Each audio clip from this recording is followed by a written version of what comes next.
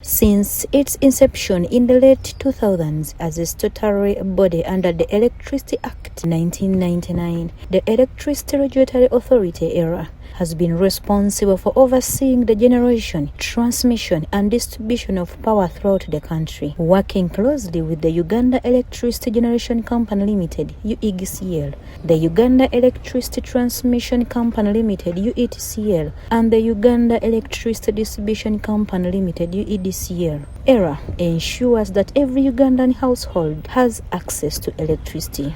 April 2025, UEDCL officially took over electricity distribution from Umeme.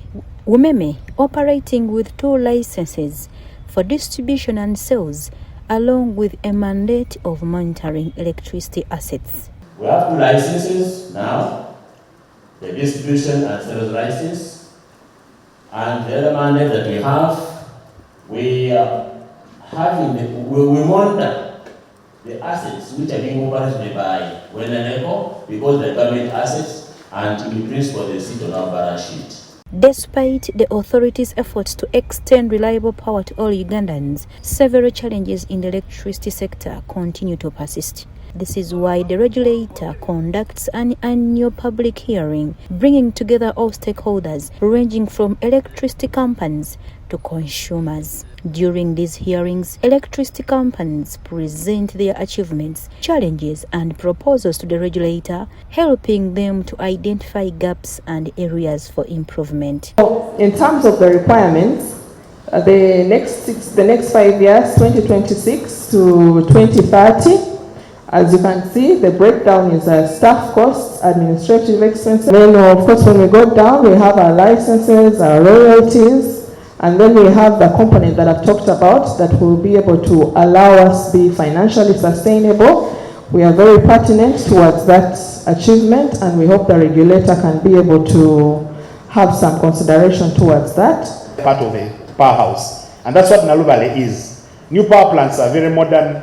We have modular designs, so each unit is isolated from the other. So if I have a problem on one unit, concrete-wise, it will not affect the other machines.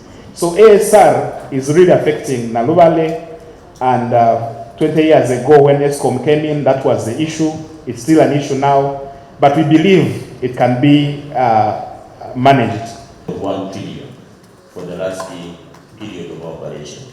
Let me report, all the concessions we've taken over, even up to now, they still have debts and outstanding fees unpaid to transmission.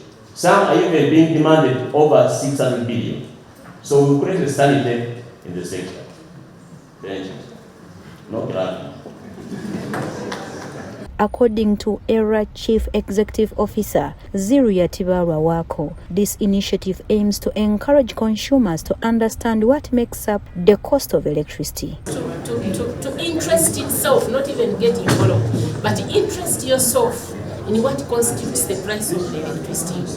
Because electricity is a fuel to the economic development of the country. Electricity is a fuel to industrialization. Industrialization creates jobs. Jobs, markets, all of these are pertinent inputs to socio-economic transformation.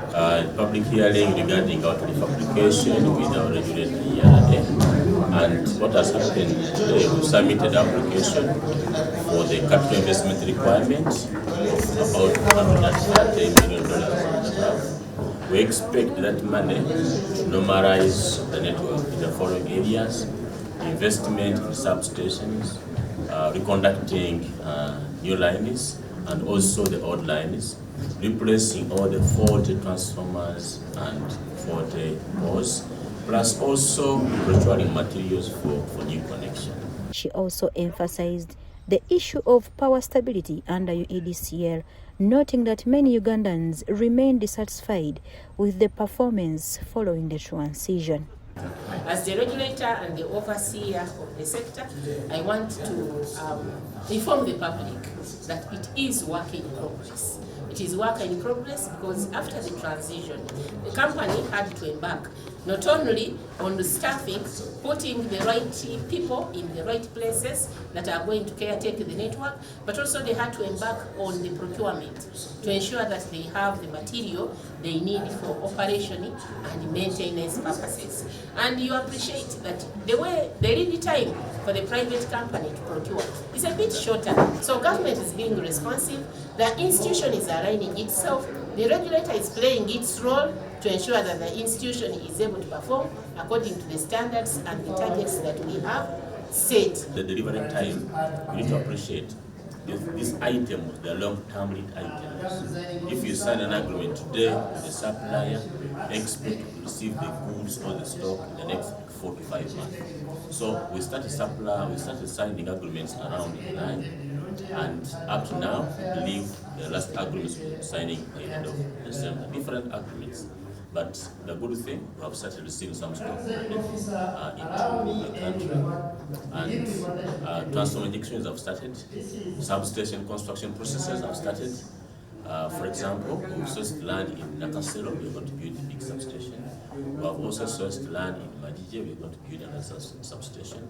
Throughout the session, participants raised concerns on several issues, reflecting the ongoing need for improvement in service delivery and power reliability. What initiatives is UETCL having? Have you planned for that load to have transformers upgraded that can cater for that demand? So my question is, how are we, as we set the tariff, how is ELA and UEDCL planning to cover that gap so that every end user is able to pay for that power directly but through the prepaid meters? I thank you. Nagwe Serena for NSTV.